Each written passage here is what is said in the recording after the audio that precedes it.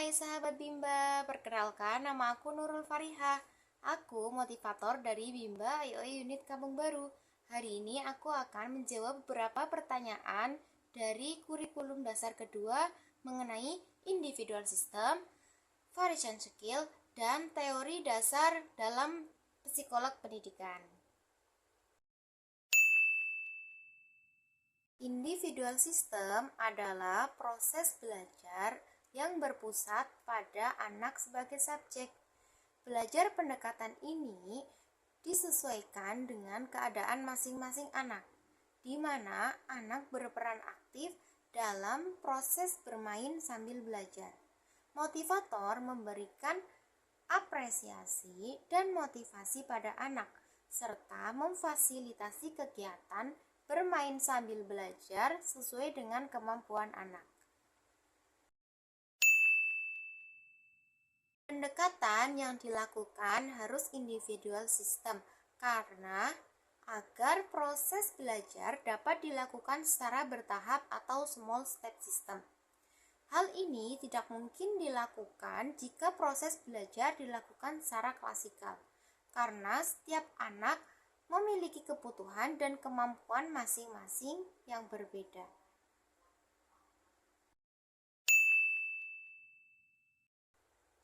Tujuan pendekatan individual system adalah memungkinkan proses belajar anak dilakukan secara bertahap sesuai dengan kemampuan masing-masing anak. Hal ini dilakukan untuk lebih mudah memahami materi dan tetap semangat dalam belajar. Nah, peran guru atau motivator adalah memberikan motivasi dan apresiasi, serta memfasilitasi kegiatan bermain sambil belajar, serta melakukan pendekatan yang sesuai dengan karakter dan kesukaan masing-masing anak.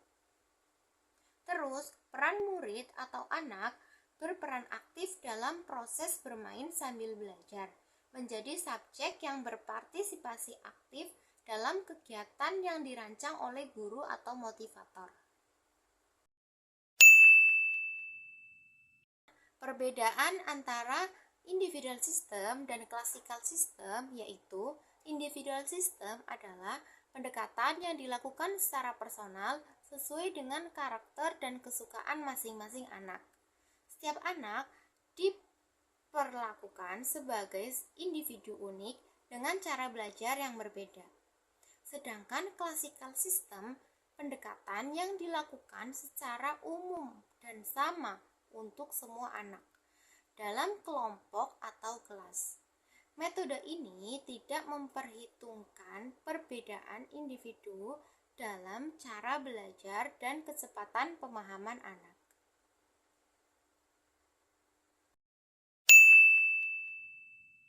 Yang pertama, mengenal dan mempelajari karakteristik setiap anak didiknya.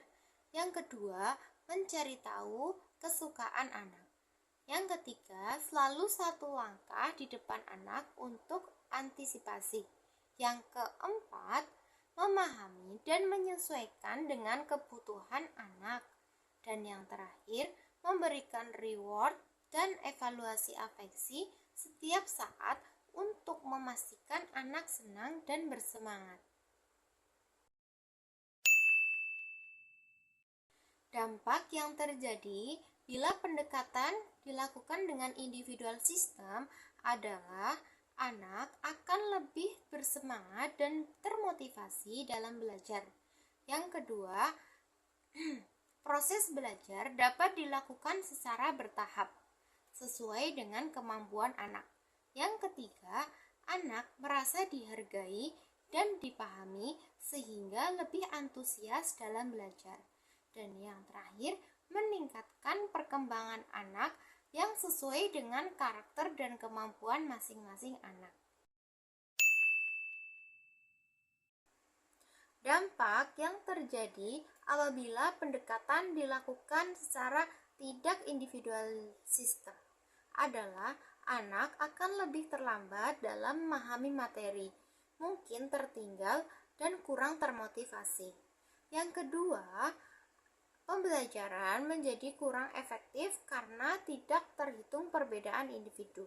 Dan yang ketiga, anak mungkin merasa tidak diperhatikan secara personal dan kurang bersemangat dalam belajar. Dan yang terakhir, potensi setiap anak tidak dapat dikembangkan secara optimal karena pendekatan yang seragam. Variation skill adalah kemampuan yang harus dimiliki oleh motivator atau guru dalam memvariasikan aspek belajar dengan kegiatan belajar yang meliputi kemampuan efektif, kognitif, dan psikomotorik.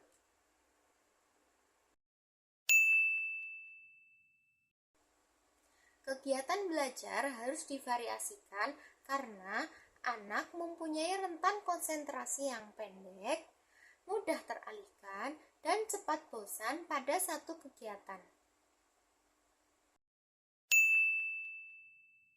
Tujuan dari variation skill adalah agar anak tidak cepat merasa bosan, semakin tertarik, semangat, dan antusias dalam melakukan kegiatan bermain sambil belajar.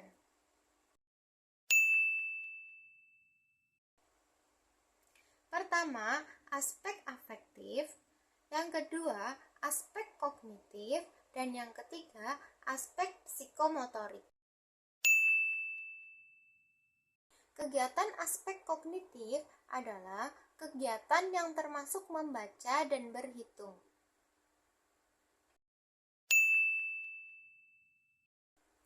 Aspek afektif adalah bernyanyi, berdialog, berdongeng, dan bercerita. Aspek psikomotorik terbagi menjadi dua, yaitu motorik kasar seperti anak menangkap, melempar, dan menari.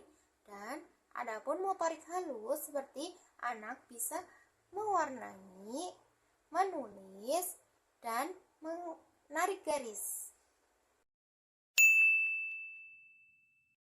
Nah, cara menerapkan variation skill adalah memvariasikan aspek afektif, kognitif, dan psikomotorik, serta menghindari kegiatan dalam satu aspek berturut-turut kecuali anak menyukai hal tersebut. Dalam penerapannya, motivator menggunakan teori bandul di mana kegiatan utamanya adalah baca-bacaan dengan kegiatan selingan yang dilakukan dalam durasi yang tidak lama. Motivator atau guru juga harus berperan aktif memberikan reward minimal setiap 5 menit dan melakukan evaluasi afeksi setiap saat evaluasi kognitif setiap 10 menit.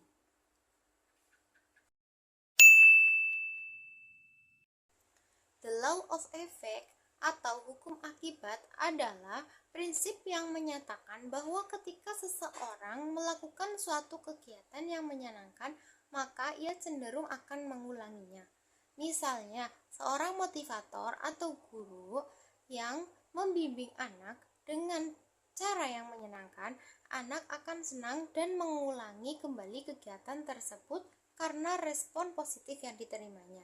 Sebaliknya, jika kegiatan tersebut tidak menyenangkan, maka tidak akan diulangi atau bahkan ditinggalkan.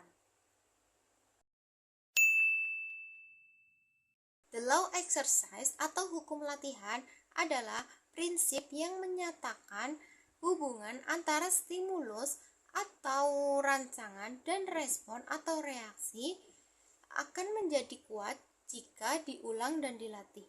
Semakin sering seseorang mengulang dan melatih suatu kegiatan tersebut, maka semakin mampu ia dalam kegiatan tersebut. Sebaliknya, jika seseorang tidak melakukan latihan, hubungan tersebut akan menjadi lemah. The law of readiness atau hukum kesiapan adalah prinsip yang menyatakan bahwa semakin seseorang mampu dalam suatu kegiatan, semakin siap dan terampil ia dalam melakukan suatu hal.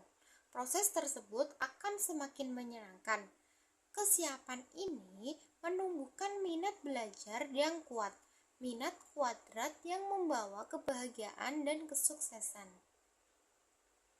Nah, itu tadi jawaban-jawaban dari pertanyaan seputar kurikulum dasar kedua. Terima kasih sudah menonton. Sampai jumpa.